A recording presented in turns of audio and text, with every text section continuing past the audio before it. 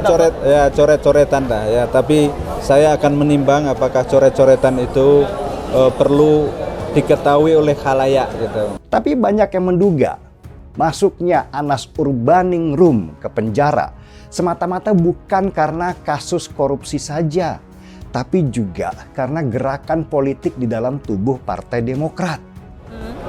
Jadi dimanapun kalau Anda punya sahabat, ya Anda harus jaga persahabatan itu. Bukan karena situasi yang lagi kurang enak kemudian Anda putuskan persahabatan itu kan. Banyak pengamat yang menilai pada waktu itu bahwa SBY sebenarnya takut sekali sama Anas. Ada perang dingin antara SBY dan Anas Urbaningrum. Beliau kalau keluar ada panggung untuk eksaminasi bersama mereka yang pernah mengkriminalkan beliau. Figur Anas itu bukan figur kecil. Anas itu memegang sebuah rahasia penting yang ditakuti oleh SBY. Sebuah kartu as yang kalau ini dibuka oleh Anas, maka SBY dan Partai Demokrat akan runtuh pada waktu itu.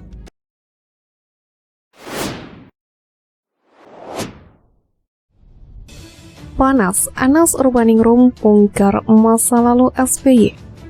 Ketika kita mendengar nama Anas Urbaningrum, yang akan ada di pikiran kita adalah SBY dan Demokrat. Kita tahu Anas Urbaningrum adalah saksi hidup gaya politik dan kepemimpinan SBY hingga dirinya dijadikan korban politik dan rela mendekam di penjara lewat tangan SBY, seseorang yang diusungnya menjadi presiden kala itu. Bagi dendam kesumat bertahun-tahun, kini setelah bebas dari penjara, Anas siap-siap untuk membongkar taktik licik SBY. Bahkan ketika Partai Demokrat berkicau soal pertemuan Presiden Jokowi dengan ketum partai koalisi, Anas bereaksi bahwa SBY juga melakukan hal yang sama. Cuman bedanya SBY melakukannya seperti pengecut dengan cara sembunyi-sembunyi, sedangkan Presiden Jokowi mengajak pertemuan secara terang-terangan. Mantan Ketua Umum atau Ketum Partai Demokrat Anas Urbaningrum memang tiba-tiba berkicau soal pertemuan politik di istana. Anas mengaklaim Presiden ke-6 Susilo Bambang Yudhoyono juga pernah menggelar pertemuan tertutup bersama para ketum parpol di koalisi pemerintahannya.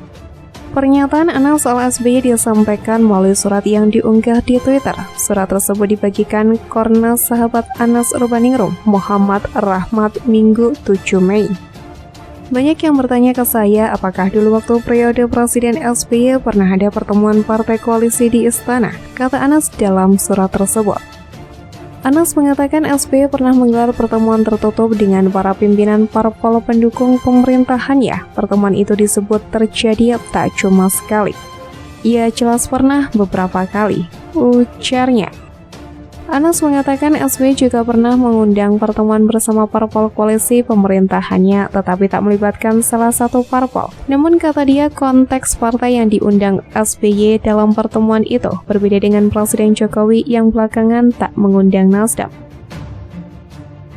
Pertemuan Presiden dengan 7 ketua umum parpol pendukung pemerintah makin menegaskan perpisahan pada Nasdem. Jadi Nasdem sudah tidak dianggap, Nasdem itu sudah dianggap tidak penting dalam koalisi. Bebas berkoalisi dan tetap diundang pertemuan, namun Nasdem tidak dilibatkan. Jadi tidak mengherankan kalau dalam pertemuan semalam itu menegaskan pertemuan sebelumnya di DPP PAN. Nasdem dan PKS dalam mengusung Pak Anies hanya operator lapangan saja. Bisa jadi dalam pandangan Pak Jokowi, ini pergerakannya semakin liar ini, semakin tidak terkendali. Memang tidak diundang pertemuan koalisi tadi malam. Ini Nasdemnya makin terkubur, makin tidak terlihat, makin tidak terberitakan ini. Ada juga pertemuan partai koalisi di istana, tetapi salah satu partai koalisi tak diundang. Tentu konteks tidak diundangnya berbeda dengan kejadian periode Presiden Jokowi, ujar dia. Anas mengatakan pertemuan SBY bersama para pimpinan parpol koalisinya pernah dilakukan tanpa PKS, namun Anas enggan menyampaikan suasana dan ihwal yang dibicarakan dalam pertemuan tersebut. Salah satu peristiwa pertemuan partai koalisi di istana adalah pada saat Pak SBY mengundang seluruh partai peserta koalisi, kecuali PKS, kata Anas.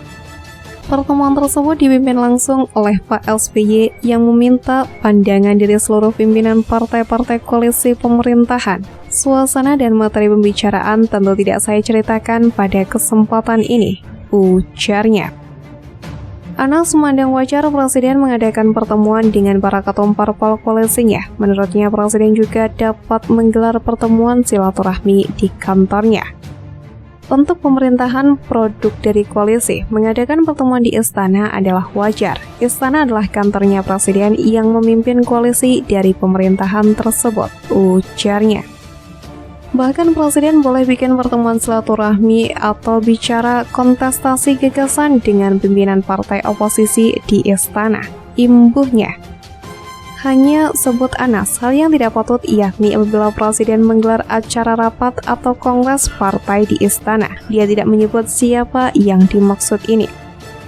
Yang tidak patut adalah kalau bikin rakernas, rapimnas, atau kongres partai di istana, ujarnya. Sebelumnya, Partai Demokrat memang sempat melayangkan kritikan terkait pertemuan Presiden Joko Widodo dengan 6 ketum parpol di istana pada Selasa 2 Mei 2023. Juru bicara Partai Demokrat, Herzaki Mahendra Putra, mengkritik penggunaan istana negara yang seharusnya digunakan untuk kepentingan rakyat, bukan malah menjadi kepentingan golongan. Tidak hanya itu, Herzaki juga mengkritisi Presiden Jokowi karena menjelang akhir masa jabatannya sebagai Presiden, Jokowi justru dinilai masuk ke ranah politik praktis dengan memanggil 6 ketum parpol. Partai Demokrat terus mengkritik Presiden Joko Widodo yang mengumpulkan para ketum parpol di Istana Negara dan terang-terangan tidak mengundang Nasdem.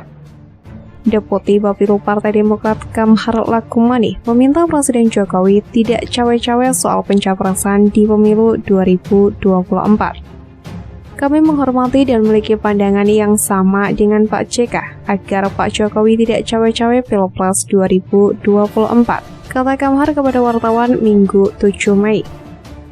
Kamhar menyinggung pernyataan Presiden Jokowi yang belak-belakan tidak mengundang Nasdem dalam pertemuan 6 ketum parpol.